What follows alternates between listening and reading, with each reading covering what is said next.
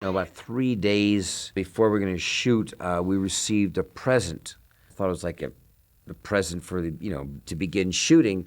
And I opened the bow and opened it up, and inside was a comb and a pair of scissors, and a little note from the head of the studio saying, "I trust you know what to do with this." And I had a full beard and long hair, and they wanted me to shave my beard.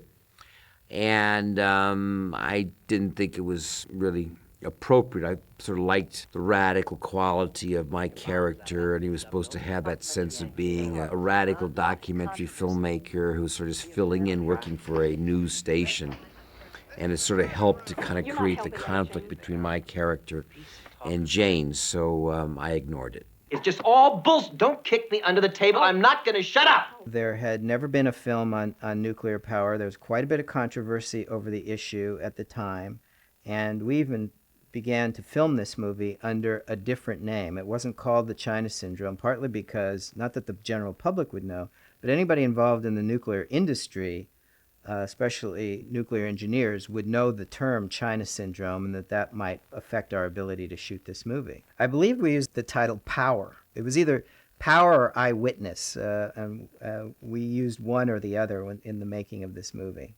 The huge dome that you see behind me is called the containment.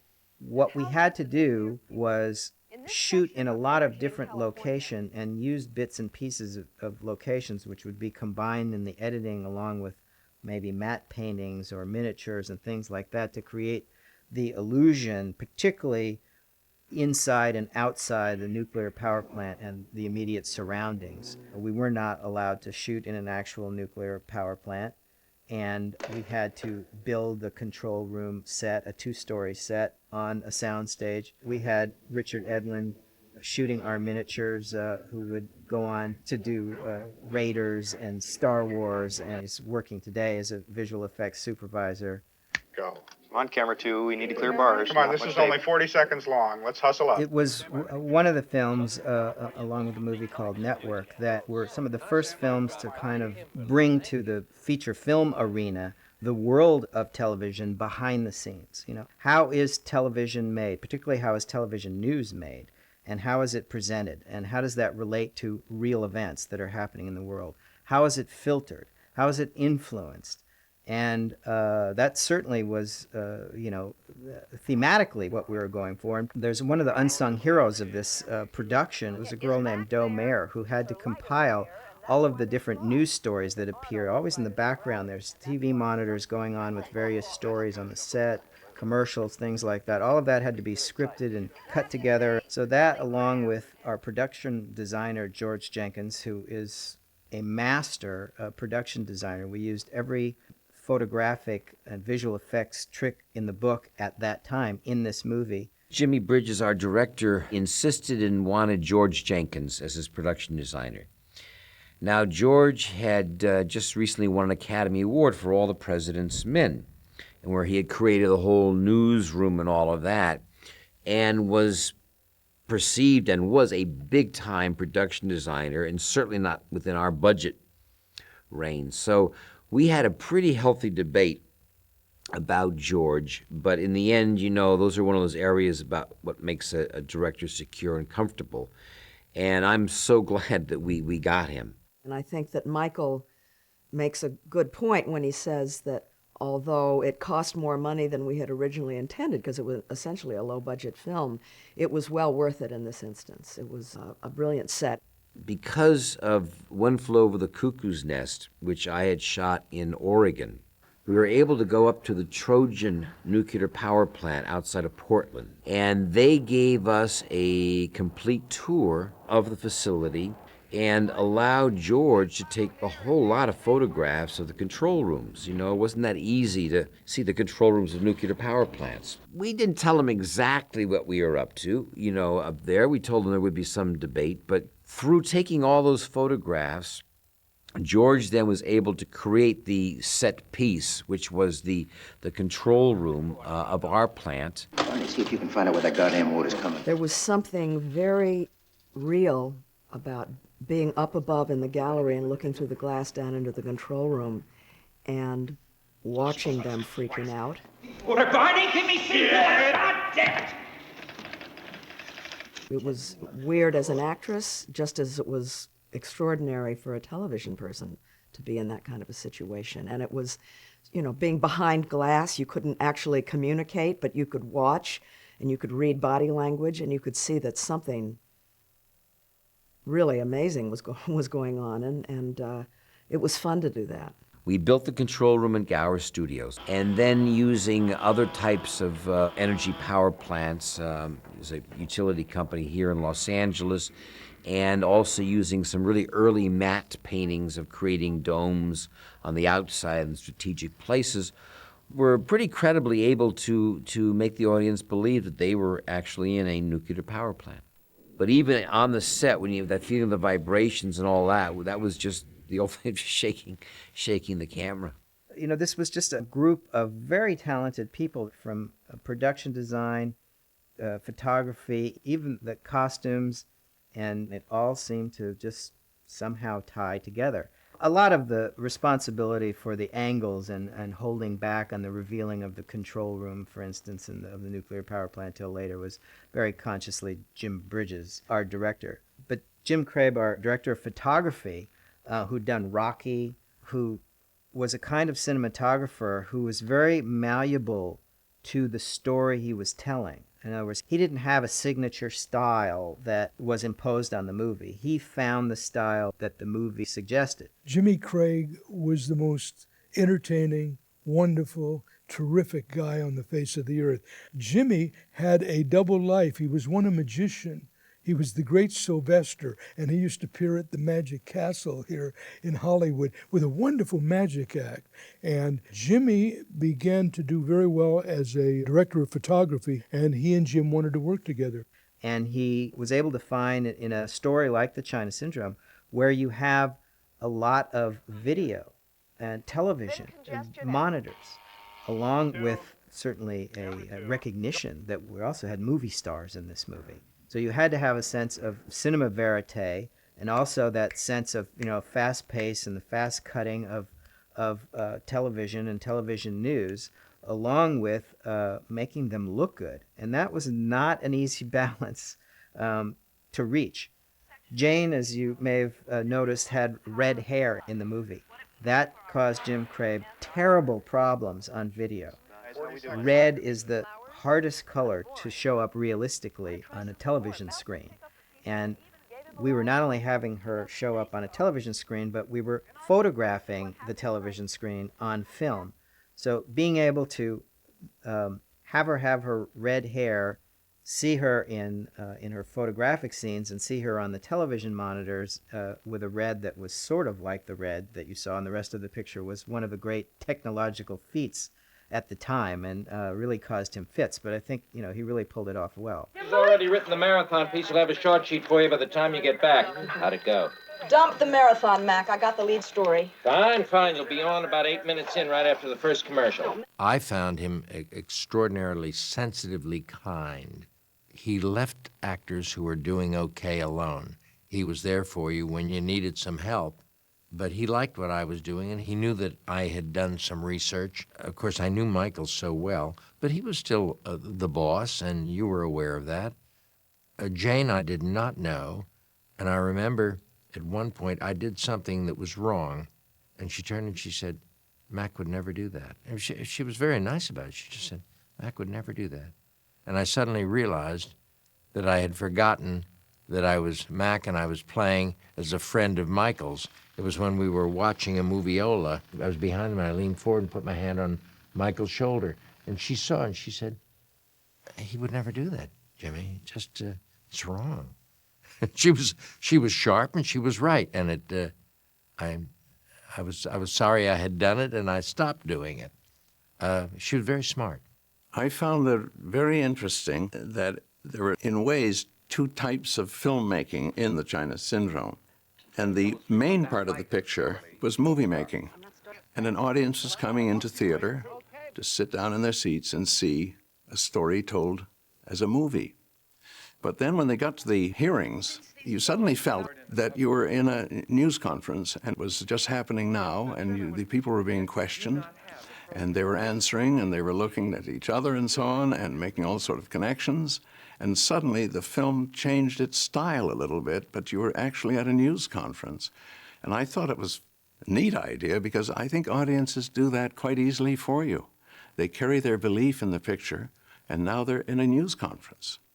To the Atomic Safety and Licensing Board, these are pictures of children we love. We'd had a lot of experience at hearings. You know, there were a lot of very real issues in California then. A lot of the organizers in the organization that I was part of, the Campaign for Economic Democracy, were part of those hearings. And some of them are in the movie. In fact, a woman who I interview is Hazel Washington, who was our fundraiser and who had used to work for the farm workers. I mean, there were a lot of activists that had been at hearings and who testified in the movie. And it's fun to see it, to see the old faces. You know, if you're an activist and you know what demonstrations really look like, or you know what hearings look like, you hate to go to movies and see it, you know, look like real Hollywood, like, no, it's not the way it goes. So we put a lot of attention into making it real. Well, when we're out there in the scene where the car crashes and the helicopter's landing and I'm running around, I arrive late and I'm running around and I broke my foot. But it was towards the end of the, of the shoot, but I felt like a schmuck, I can tell you that. And then there are all these scenes, I don't know why it didn't happen sooner. I'm running headlong from here to, I'm always running. I'm only got 45 minutes. Vanity! Stupid vanity. I'm like a cripple. God. Come on. I mean, I look at my shoes and I'm thinking, am I out of my mind? And I don't know why I needed to wear those kind of shoes. I don't know. It's vanity, thy name is woman. Anyway, that's why I broke my foot. No big deal. There's a chase sequence on a freeway where Jack Lemmon is being followed by he doesn't know who, and there's all kinds of stunt driving that's taking place on a freeway.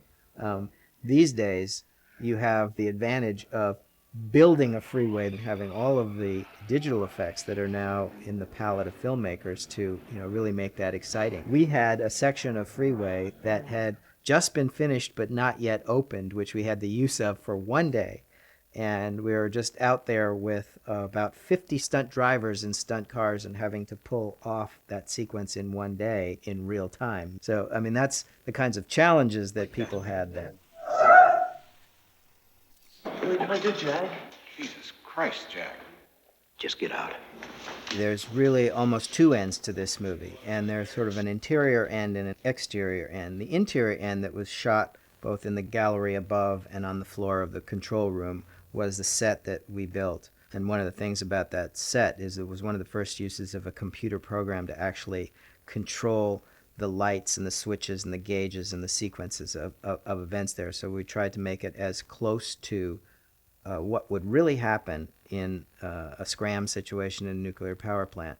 Oh, no. No. Oh, no. Oh, my God! So I think that really helped the actors in terms of the emotion to have as much of their surroundings be just the kinds of things that would happen in an emergency situation like that. I remember the day that we shot the scene where Jack Lemmon gets shot. Even though I've been around sets and movies, certainly around special effects and squibs, I was standing right next to the camera, and when he comes running towards the camera and they shoot him from behind and the squibs go off and he's shot through the chest, I mean, I remember gasping. It was beyond real. And I'm told we're just about ready to switch back live to Ventana to our second unit. We don't know what which it is is. located just outside there. You see it. You can see a very big crowd outside the plant. So the exterior part of the end was shot at an actual power plant just south of Los Angeles International Airport. It wasn't a nuclear plant, but in every other way, it was and is a real power plant. I can remember the very last scene where there's this crush of people outside the plant. And, the PR person representing the company is kind of saying everything's fine, nothing's happened. And then I come running in, and it's very emotional. And I remember we shot it late at night. That's where Bill Brimley said he was a hero. And it was the first time that I had ever experienced a scene being shot that you could go then and look at it on a video. I mean, today they do that all the time. There's always this little place called like Video Village where everyone goes and clusters around the camera so that they can actually see what's being done. I mean, that didn't even exist when I was in the business. And so that was interesting because it was the first time that I could go, we'd shoot the scene. I had to be emotional, but not too emotional because I still was professional. So we'd shoot it and then I'd run back and look at what I'd just done. So it's, in a way, you're directing yourself, you know, and I would say, no, it's not quite good enough. Let's go do it again. And so we'd go do it again. And I've got that was the last day of shooting. And it was really kind of fun because it was a big, important scene. And we could actually, yeah, we got it. There it is. It's right there. It was fun. We'll be back with more on the Ventana nuclear power plant takeover by one of its employees right after this. Roll logo. KXLA. Incredible. The sense of it was then, as it is now, that television has an insatiable appetite. And here was a great story, a drama story that fulfilled our need and fulfilled the need for the airwaves. And the moment it was over, we were doing a commercial on microwaves to keep this animal afloat. I think on our director, James Bridges' part, he was making all kinds of statements there, and people can take from it what they will. I think that essentially what he was trying to say there is that, think about it, this is microwave ovens. Microwave ovens need electricity to run.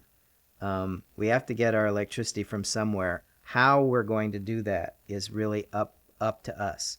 We've just witnessed one way of generating power, and you see the possible results, but we were trying to raise the questions for the audience to think about where their power comes from and how they want to generate it. That sharp carousel, it turns the food so you don't have to. We all sat and looked at the first cut of the movie, and the last 40 minutes, the finale of the picture, the whole shootout, the whole thing was fantastic. So we looked at each other and we said, we got an ending. We got a real ending. And David Rawlins had done a stunning job of kind of editing it all together. We had hired a composer, and in our period we were, putting the music and we're scoring it where we thought it should be scored. And when we came, after doing all the other work, when we came for one of our first mixes, and we laid our music in, what was dramatic became melodramatic. The visceralness, the vitality, the energy, and also a great sound editor, that all the clicking of the dials and the stuff became much more powerful. And when we laid the music in, it didn't work. When Jim heard the score, he said, it ruins the reality of the film. The score absolutely ruins the reality. The film has a rhythm, and the film has a sound life. It has a whole life of sound because he was very careful with sound as well as the photography. And so Jim threw off the score. It's common knowledge, of course, that every movie that has ever been made, they've shot scenes that didn't end up in the ultimate product that is shown on the screen for the general public. Hey, listen, maybe tomorrow morning we go over the first minute of that printout again, huh? See if we can't find the cause of that damn vibration. Jack, let sleeping dogs lie. There's no sleeping dog. And there was one scene in the China Syndrome that I enjoyed watching them do, and it was eventually cut from the film. It was at a party around a swimming pool, and I believe one of my staff was harassing Jane Fonda. Well, what were you two doing in there a minute ago? Was he defining your role here at the station? Huh? What else? Some bitch is always defining somebody's role at the station. Hey, when are you and me gonna get together and do a little role defining of our own, huh? Cut it out. Stop it. I got it. You want to play cars? What? Cars, honk, honk. It was a marvelous moment to see that and her stalking off to let him drown if he wants to. But it was a great statement of that, one of the ideas in the picture, that women are moving ahead and should. When Jack saw the film in New York, Jack was stunned that these scenes had been cut out, which he felt were his favorite scenes. 20 years of boredom, 20 seconds of terror. How's that for an autobiography? You're home free. You did the right thing. Oh, well, I didn't go by the book. Yeah, well, never mind the book. What you did was right. You caught the event in time. And so he called Jim and he said he was very disappointed in the editing, very disappointed in the cuts in his performance, and he wanted Jim to know that he wouldn't do any publicity for it, and there was no way he would further support the film in this cut. And so Jim felt very bad about it, but that was the cut. And so Jack came around. I mean, totally. The film, it was a great success, and he came around and never mentioned this again. There was a lot of controversy over the title. I mean, China Syndrome. Nobody knew what China was. This a movie about China? I mean, there was a lot of the studio wanted us to change it. One of the reasons that we really wanted to use the title, The China Syndrome, is it had a very specific meaning. At that time, probably only nuclear engineers really knew what the meaning was. And we wanted the audience eventually to discover that the China Syndrome had a very specific meaning in nuclear lore. Eventually, a very smart man by the name of Mike Shapiro created a teaser trailer for the movie with a tagline, The China Syndrome. Only a handful of people know what it really means, and they're scared. Soon, you will know. The China Syndrome. and that started to create a buzz about what is that? Okay, it's not about China, but what is it? And it started to create interest, which built. Then we came very close to the China Syndrome. The what? If the core is exposed, for whatever reason, the fuel heats beyond core heat tolerance in a matter of minutes. Nothing can stop it. And it melts right down through the bottom of the plant, theoretically, to China. There was a lot of controversy when the movie opened, and we were attacked very viciously for making this movie, that nuclear power had a fabulous safety record, and coal production had a much worse safety record, and we were being completely irresponsible for this. I was supposed to do a big talk show with Barbara Walters, and General Electric refused to sponsor it because I was involved with China Syndrome and I was being interviewed by her. Talk about relevancy. And I said often at the time, the film's about greed. Corporate executives not wanting to tell the truth because it would affect the bottom line, would affect their profits. When the reviews came out, they didn't dismiss the picture, but they said, well, it's really a very nice thriller. You just have to absent yourself from the idea that it could possibly have happened, an accident like this.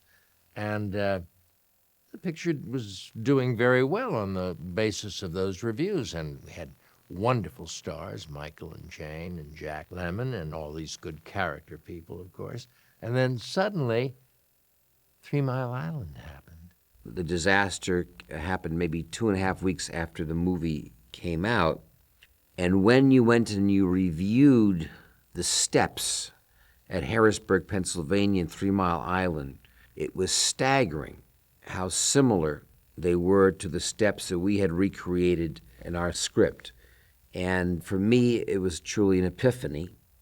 It was instrumental in my kind of pursuit of elimination of nuclear weapons and the reduction of nuclear power, having some sense of just how insane it was. We had some advisors on the film, which were 3 GE engineers who had worked in nuclear power and who were getting calls from people inside the plant telling them what was going on. And as we were getting information, my first fear was that somebody had actually seen the movie and tried to make what happened in the movie happen at the nuclear power plant, and that somehow we were going to be blamed for it in some way, or worse, that somehow we'd created this as some kind of publicity stunt or something for the movie. People always thought that 3 Mile Island was a big asset for our financial success, when in fact it wasn't. It actually kind of hurt the movie because there was so much news on television that people thought they had seen the movie already before they had. Bruce and Michael both say that what happened at 3 Mile Island wasn't necessarily good for the movie. I don't agree with them. My experience was, that people were so shocked by what happened at 3 Mile Island They went to see the movie to try to understand what did happen. I don't think there has ever been an incident of such congruity between real life tragedy and a film story. It's never happened. So we were a hit before. We were definitely, you know the expression, we had legs. We became a caterpillar after 3 Mile Island, not just in this country, but all over the world. People wanted to see the China Syndrome. Jim would never see a film after it was locked because he always wanted to change it. Oh, I shouldn't have done this, or this should be edited, this should be changed. He would never see the film. And after 3 Mile Island happened, I said to him, because it was a sensation, you have to go see the film with a normal audience. And he said, well, where do you think I should see it? Hollywood. And let's go to the Hollywood Paramount. It was sold out, and we stood in the back of the theater, and he was stunned at the effect that the film was having on the audience. They were screaming at the film and at the executives who were managing it. They were screaming because they knew now that it could happen. It changed completely the response of the audience to the film. It wasn't just a thriller anymore. It was a political event. The film was nominated for 4 Academy Awards: Best Actress for Jane Fonda, Best Actor for Jack Lemmon, Best Screenplay for Jim Bridges and Mike Ray and T.S. Cook, and Best Art Direction, Production Design for George Jenkins, which was a real acknowledgement of how difficult it was to integrate all those different looks for this picture.